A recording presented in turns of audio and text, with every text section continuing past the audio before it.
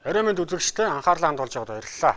Олон нийтэд мэдээллийг шуурхай бөгөөд бодитойгоор тэнцвэртэйгээр хүргэж олон нийтийн ихтгэл үнэмшилд нөлөөлж мөн олон нийтийг соён гэгэрүүлэх үүрэгтэй байгууллага телевиз. Харин өнөөдөр Монгол улсад үйл ажиллагаа явуулж байгаа эдгээр телевизүүд үүргээ хэрхэн биелүүлж байна вэ? Үүргээ биелүүлэхэд ямар хүндрэл гарч байгаа талаарх мэдээллийг хүргэх гэж байна.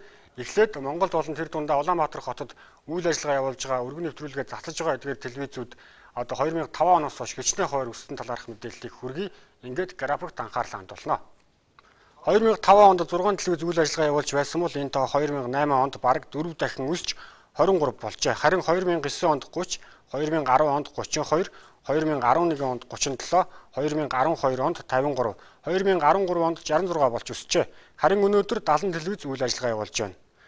Манай улсад телевизийн салбар анх 1967 оноос эхлэн өсч хөгжөөд өдгөө 47 дахь жилийнхээ үрийг үзэж байна. Харин сүүлийн 10 хүрэхгүй жилийн хугацаанд телевизүүдийн тоо бараг 12 дахин өссөн байна. Харин одоо үзэгч та бүхэндээ Улаанбаатар хотын телевизийн сувгуудын нийлүүлсэн контент 2013 онд ямар байсныг хүргье. Ингээ графикт анхаарлаа хандуулна.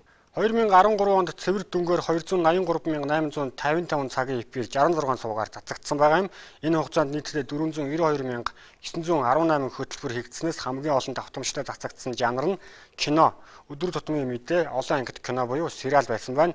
Харин эдгээр контентын жанруудаас үзэгчид сонгон үзэгтэй сериал болон гадны entertainment шоу нэвтрүүлгийг харьцангуй өндөр сонгон үзэж байна. За үзэгчийн эрэлт хэрэгцээг ямар төрлийн одоо хөтөлбөрүүд хангаж байна вэ гэхлээр гадны одоо контентууд тийм ээ. Гадны контент гэдэг нь солонгос драм байна. Сүүлийн үед бид нар хэмжээгээр нөгөө гадны бас том ток шоунуудыг тийм ээ entertainment шоунуудыг оруулж ирж байна. Өөр бас юу оруулж ирж байгаа вэ гэхлээр уран сайхны кино гэдэг ангилалд багтдаг тэр киноны 13 оны эхний хагас жилийн байдлаар ажиглахад 90 орчим хувь нь Америкийн нэгдсэн улсад үйлдвэрлэгдсэн кино баг жишээний тийм ээ. Тэгэхээр манай үзэгчид яг олон улсын дэлхийн хэмжээний одоо тийм бүтээлийг үзэх тийм хэмжээний одоо юу гэдэг нь те эрэлт шаардлагатай ийм үзэгчид олцсон.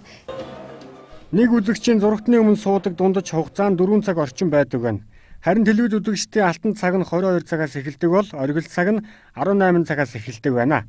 Өөрөөр хэлбэл 22-оос 23 цагийн үед хамгийн ихдээ 460 мянган үзэгч зурагтын өмнө сууж телевизийн сувгууд дээр цуглардаг гэсэн судалгаа гарчээ.